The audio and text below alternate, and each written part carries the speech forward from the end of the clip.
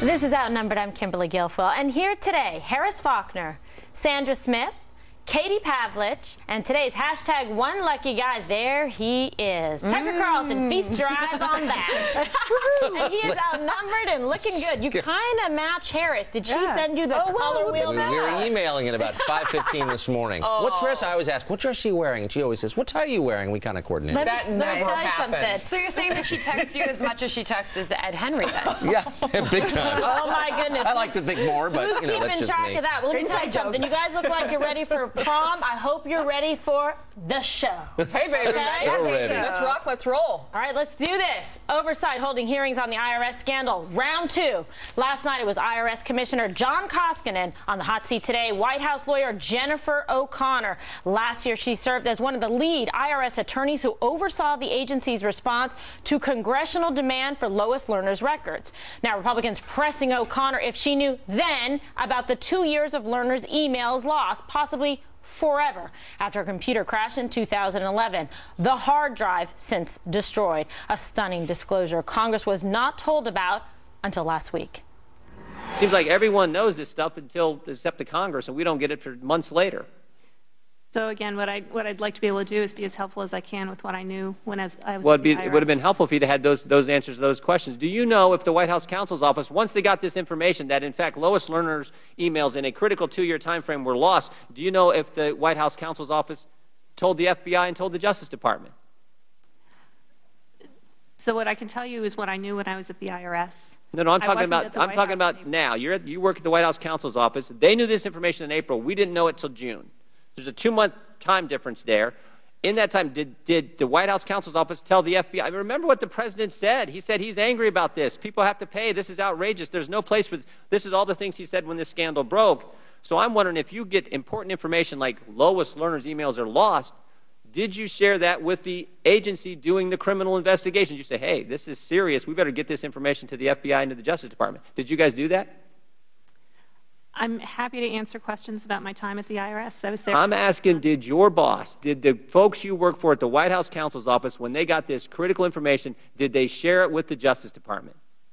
Mr. Eggleston actually started the same day that I did, so our tenures are the same. He's the one who wrote the letter to Dave Camp saying they learned of it in April from the Treasury's chief counsel. When he got that important information, did he get it to the folks who were running the criminal investigation? That's important. Or do you think there's no duty for the White House when they got critical information? There's no duty, no obligation to share that with the Justice Department who's running a criminal investigation? You don't think they have to do that?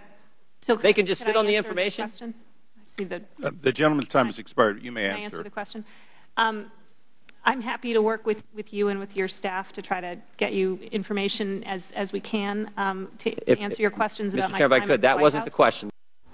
You know what she was thinking?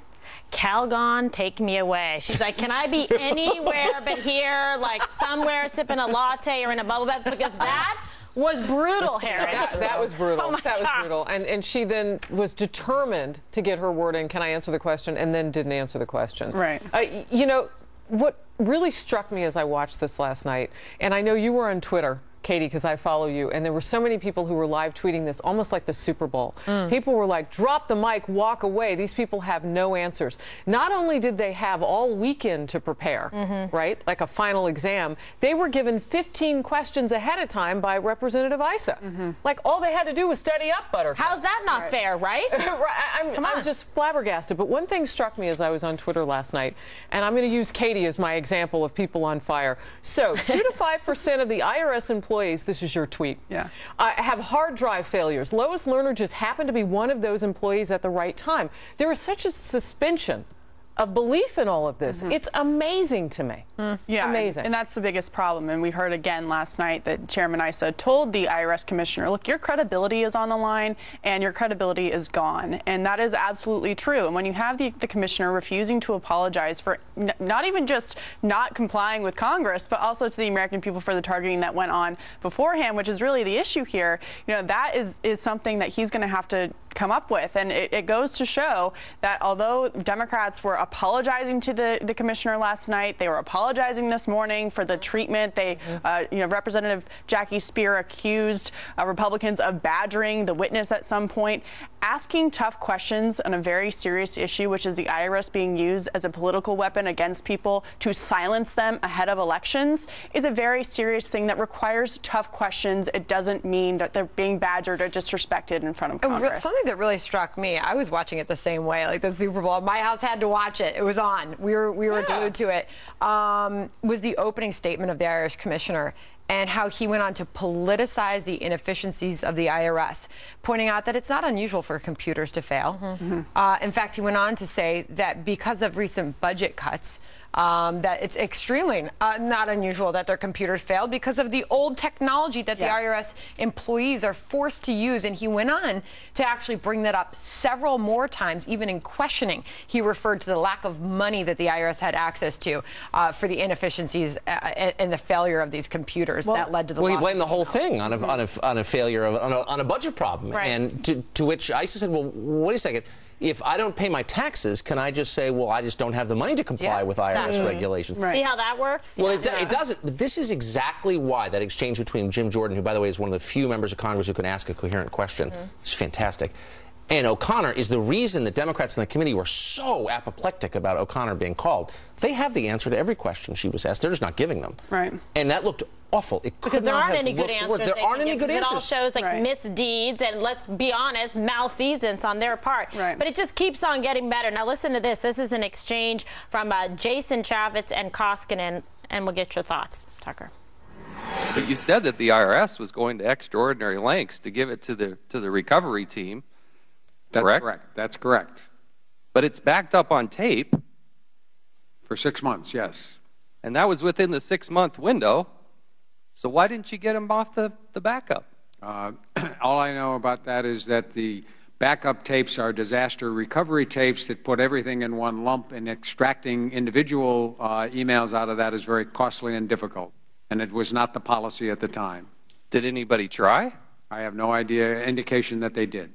I love that segment. Yeah, unbelievable. That's just a middle finger, though. He's just saying, he's saying, I don't have to answer your questions. I don't care about you. It's too hard. But he called it what it is, and he didn't even probably mean to. This was a disaster. Our liberties were stepped on.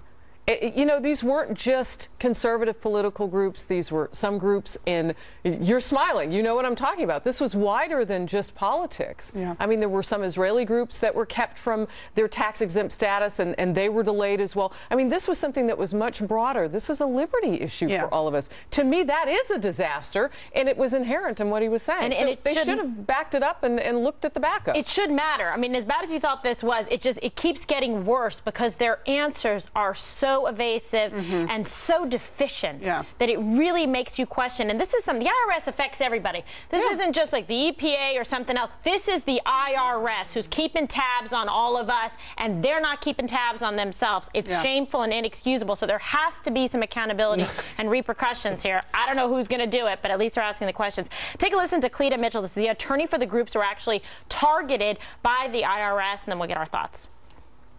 Now they're saying that they just conveniently lost the most relevant emails of the central figure in this investigation, who has pleaded the Fifth to avoid potential criminal prosecution. Really? I mean, this is not a TV mystery. This is real life. It's real life. This is real life. And they kept calling this political theater last night. And I'm thinking to myself, this script wrote itself. Nobody's had to make up anything here. And Katie, I don't know about you, but I sat there and watched this last night in anger because we just still didn't get any answers. And not once did we hear the IRS commissioner say, I can understand how everything falling together like this must just look really bad. Right. No, it looks bad. And last week he actually said an apology is not owed. That is what he said in front of that committee last week. He had the same attitude last night. And it's really important to pay attention to details here. When the IRS commissioner talks about personal computer hard drive crashes, we're not even getting into, we don't have time to get into even this today, we're not getting into the fact that we're not talking about servers, okay? There's a huge difference between someone's personal hard drive crashing and servers that are saved off. And they had a whole contract with a company that does exactly that, saves emails in a server off base. And we that's have really an agency important. that does that. The NSA does that. We have a whole agency that could find these emails. You know the NSA has those emails. And if not somewhere. the NSA, Edward Snowden. Yeah.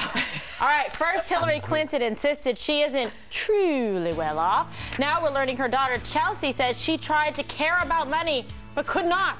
The impact all of this money talk could have on Hillary if she runs for the White House. Also, why all that time that your kids spent playing video games may end up paying off. God, I hope so. Scholarships for the esports, baby, on the way.